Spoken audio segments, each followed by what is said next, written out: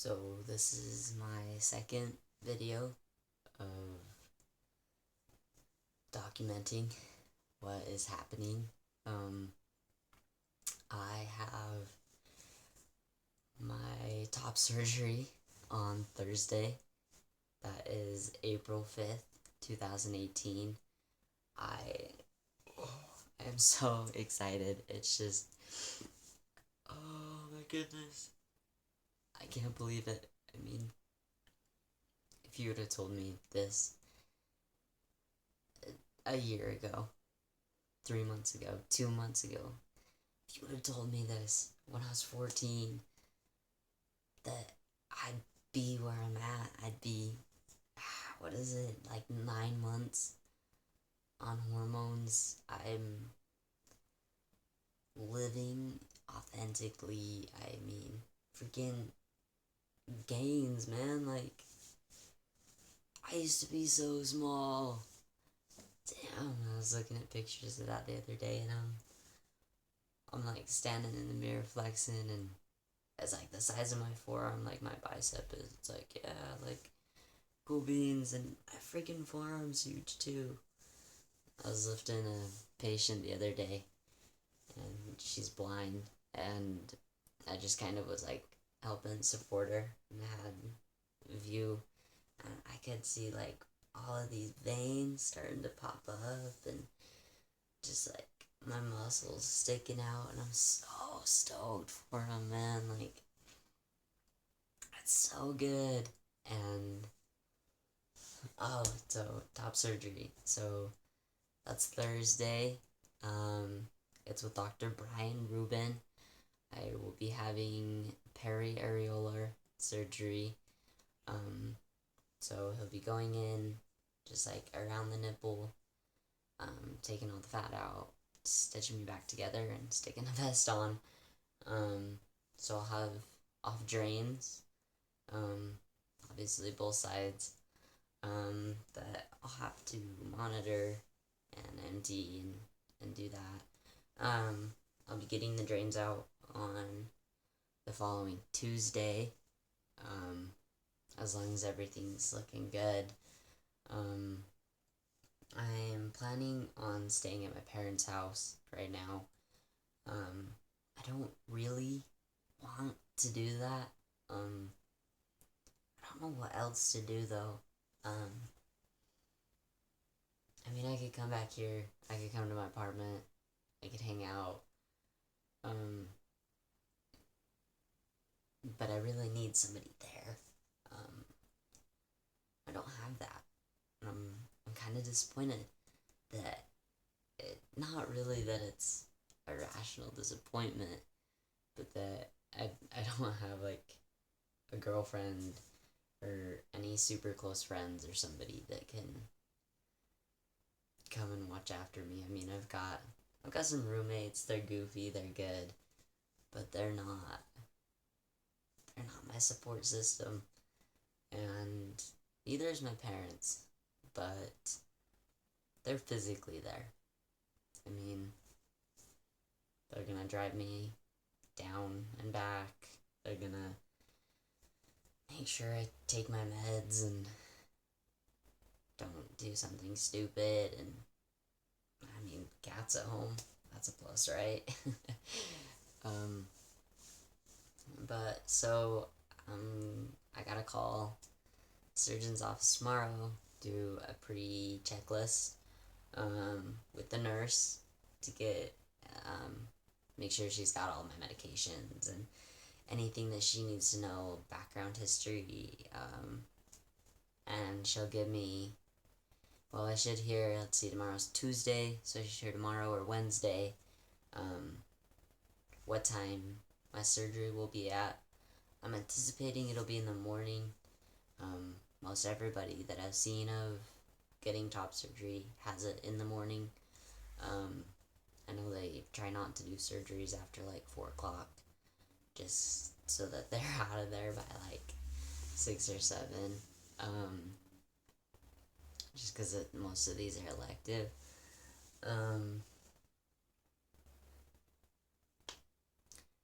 I think I'm ready for this.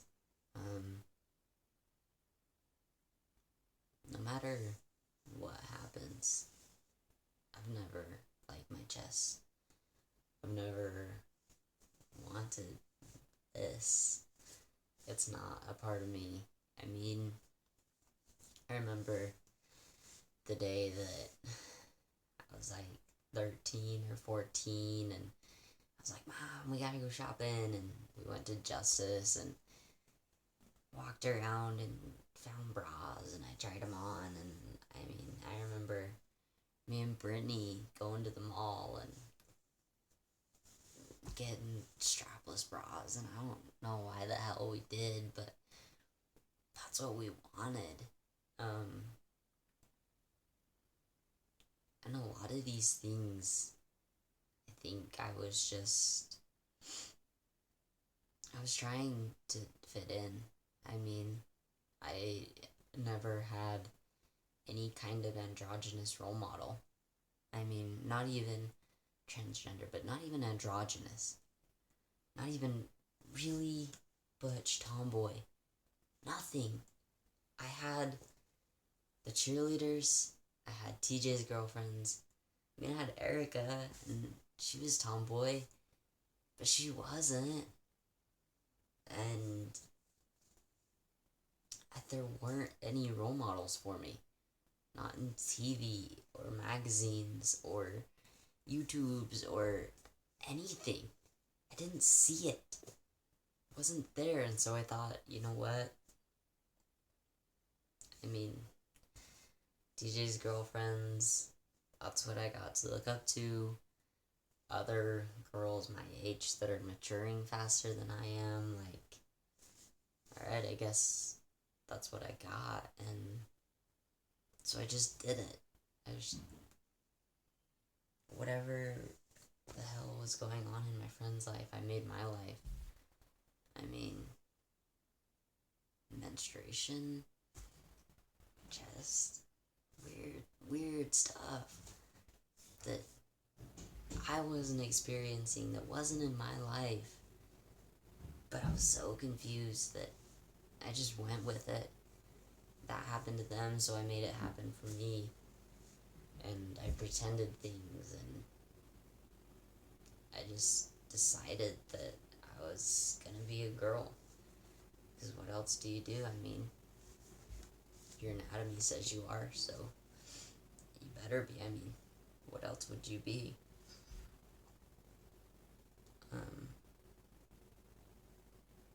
So I don't have any regrets losing my chest, and I don't have any regrets about this transition. It's hard, and I wish every day that I was just born a guy, that me and TJ were brothers, that I would have always belonged in men's dorms, and that I never would have gone through any of it. And I mean, some people talk about how their transitions made them who they are, and it has. It's made me strong, independent. I mean, it's fucked with my mental health, but it's made me who I am. But I would never have wanted this. I never would have asked for this, and God, I never would bless it on anybody. It's awful. I mean, I feel like my dysphoria is better than a lot of people's. That I experienced chest dysphoria, but mostly just that. Not associating with it. Like, this isn't mine. This tissue, like, no, that's not mine. And a lot of my dysphoria is that I can't do a lot of the normal things things that guys do.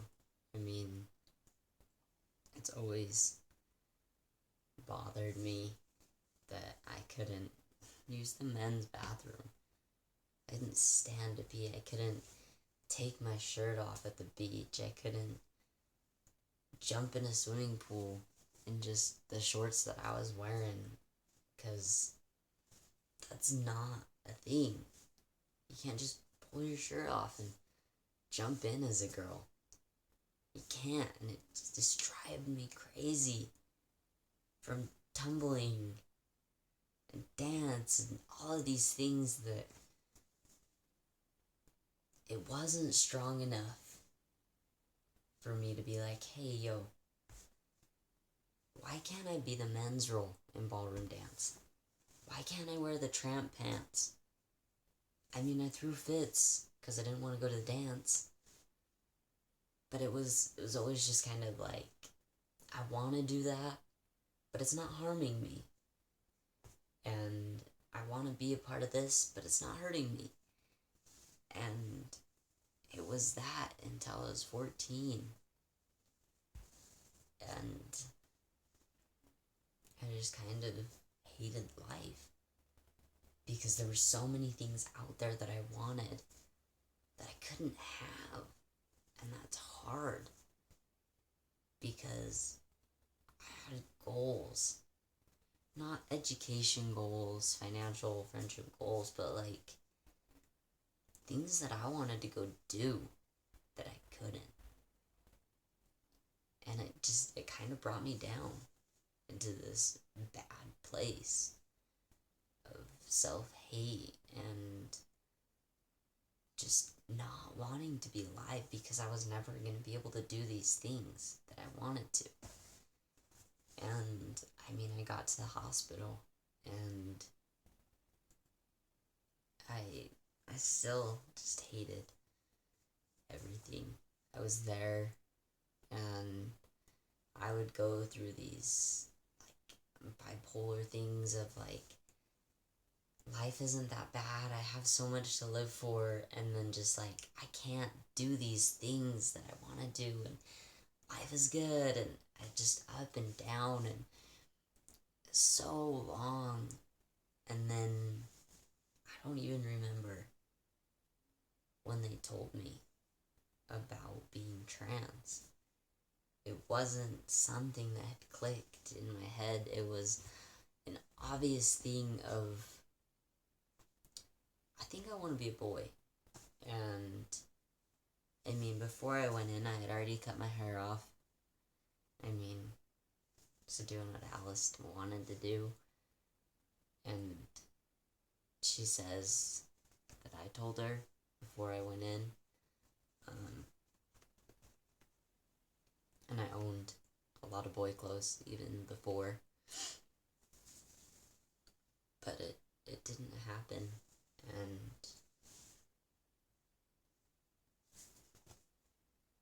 there's just so much that I've been through that I sit with every day and I think about.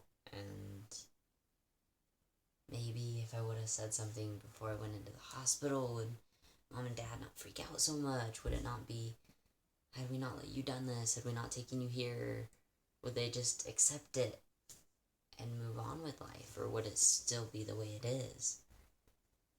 If I didn't meet up with Andy, I mean, all these what ifs. I mean, it can't change anything. It never will. You can't go back and reverse. But this is me. And this is the path that I'm on. And I'm always going to be here. And I'm going to continue this journey of hormones and top surgery on Thursday. And I'm going to get married. I'm going to have kids, and I'm going to be successful. And all the time I think, what if that doesn't happen? And it will.